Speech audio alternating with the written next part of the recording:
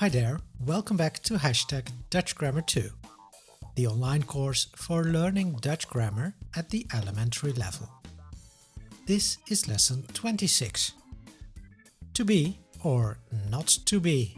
When talking about the present perfect, for Dutch learners, one of the most important questions in life is zijn or hebben. Sandra heeft een taart gemaakt. We hebben de taart gegeten. De kinderen zijn veel gegroeid. Ik ben voor het examen geslaagd. Why is the present perfect formed with hebben in the first two sentences and why with zijn in the other two?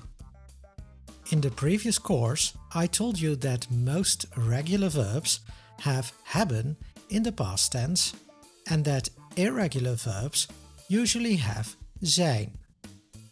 Well, in fact, that is not the full story. It is not as simple as that.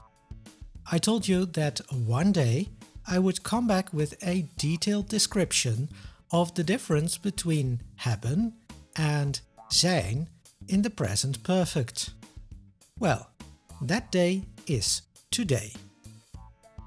First, I will explain you what are transitive verbs. Have a look at the next sentence. Hij leest het boek. He is reading the book. I hear you thinking, there is no present perfect in this sentence. That is true, but first you need to understand something else. What do we see in this sentence? Well, that is a subject, hij, a verb, leest, and you can ask, what is he reading? Wat leest hij? Answer, the book, het boek. Het boek is the object in the sentence. To be more precise, the direct object. Lezen is a type of verb that can have a direct object. Like many verbs, because you can read something. Hij gooit de bal. He throws the ball. Zij geeft een cadeau. She gives a present. Hij ziet een vogel. He sees a bird. Zij eet een boterham. She eats a sandwich. All these verbs have a direct object. And even if the direct object were not in the sentence, you would know they are reading something, throwing something, giving something, seeing something, or eating something. You can ask the question with the question word wat. Wat leest hij? Wat gooit hij?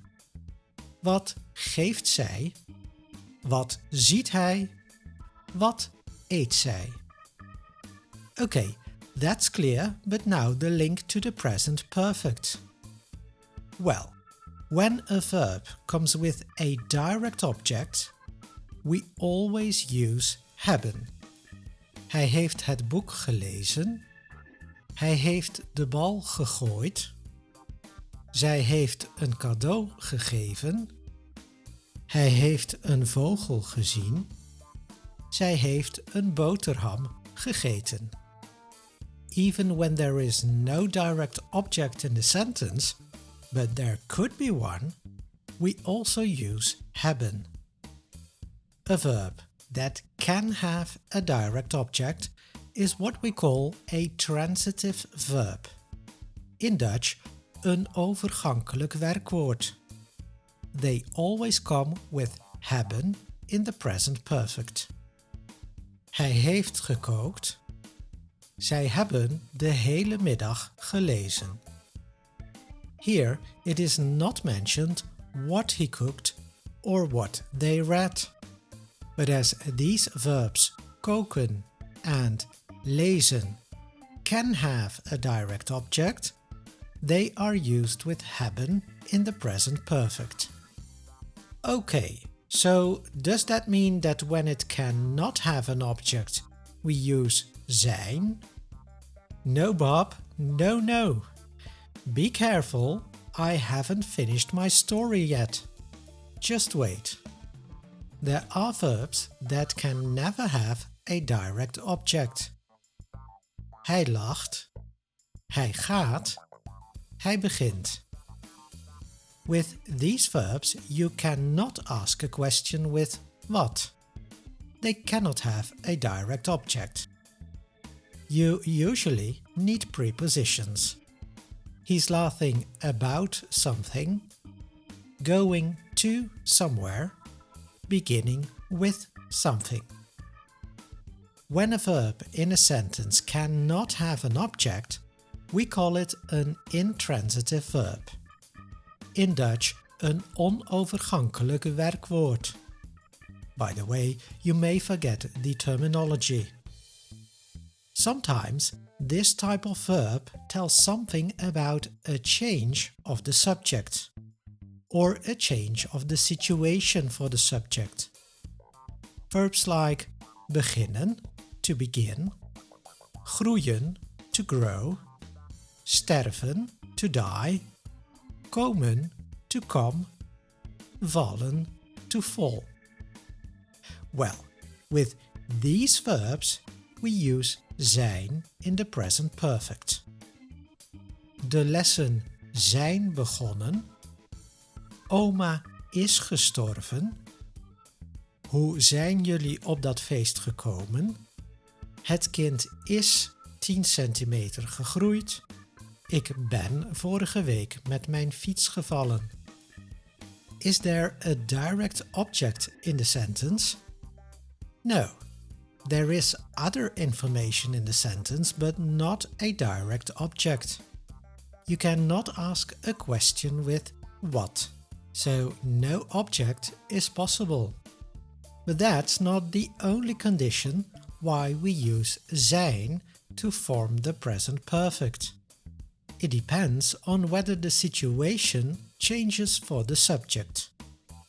In sentence 1, yes, the lessons started, that's a change. The verb beginnen indicates a change in the situation of the lesson. First, they were not going on, and then they were going on. Grandmother died. The verb sterven indicates a change of the subject. First she is alive, and then she's dead. How did you come to the party? The verb komen is a change of the situation of the subject jullie. First you are not there, and when you come, you are there. The child grew 10 centimeters. Groeien indicates a change in the situation of the subject, het kind. I fell off my bike. The verb vallen indicates a change of the subject, ik. The situation is different before and after your fall.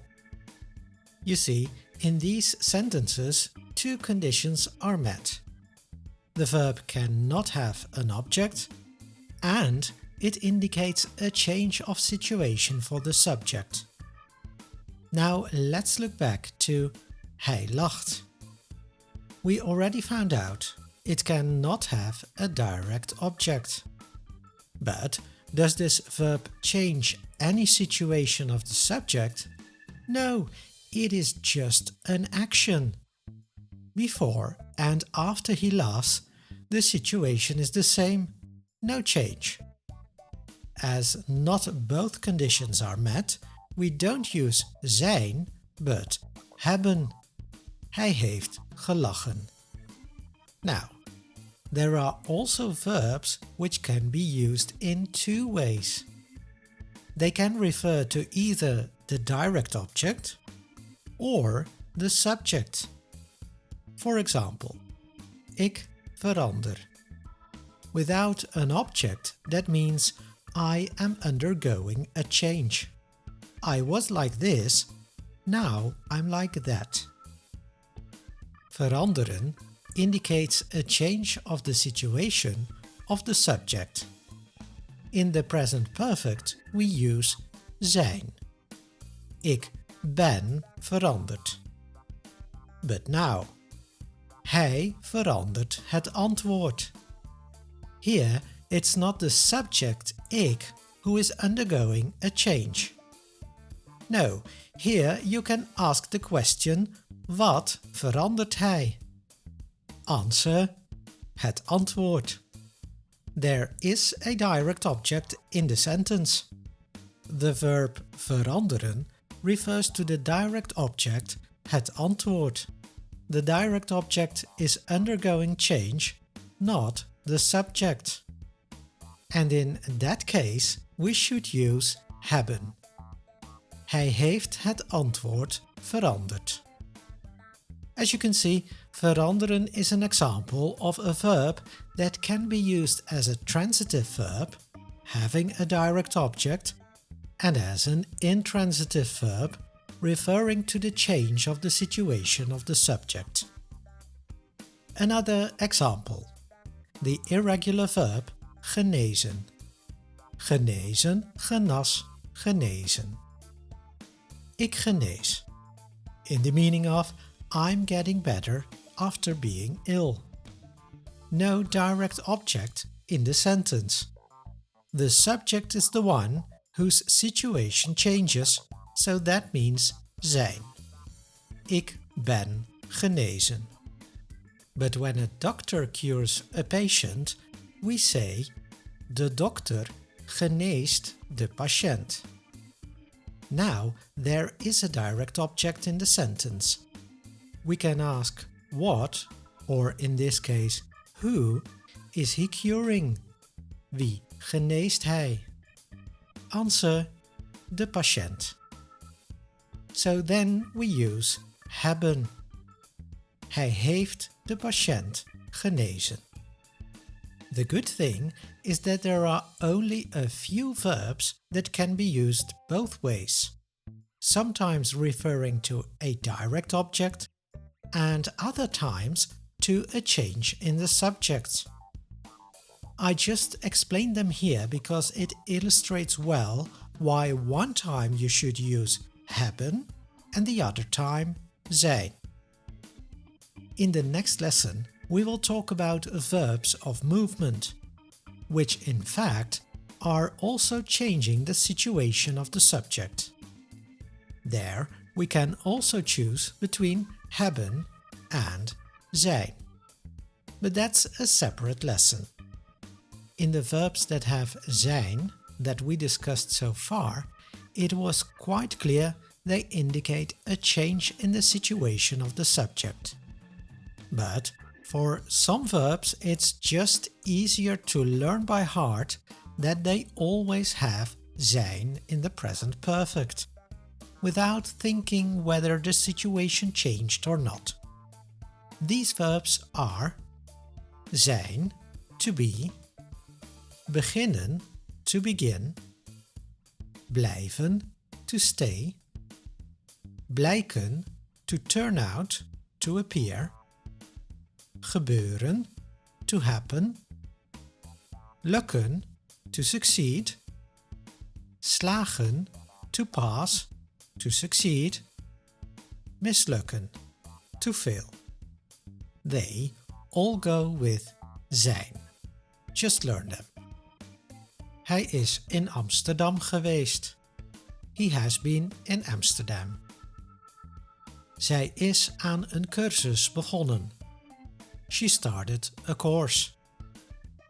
Wij zijn op het feestje gebleven. We stayed at the party. Dat is achteraf gebleken.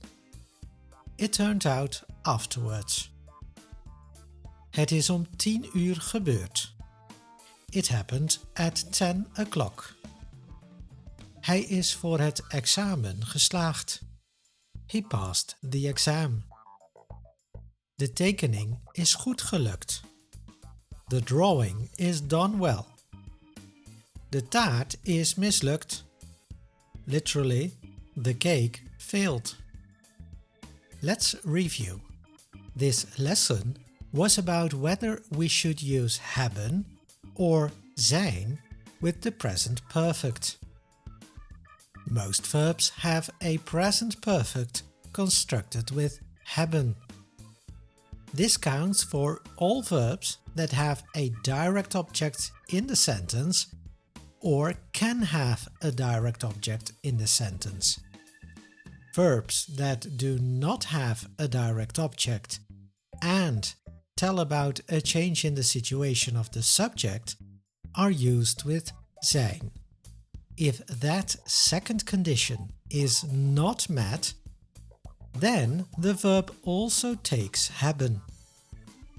There are some verbs that go with zijn that you just need to learn by heart. Beginnen, blijven, zijn, blijken, gebeuren, lukken, slagen, mislukken. That's it. It's time for the exercises. Next lesson, we are going to have a look at the verbs of motion and how we choose between hebben en zijn in the present perfect. Tot de volgende les.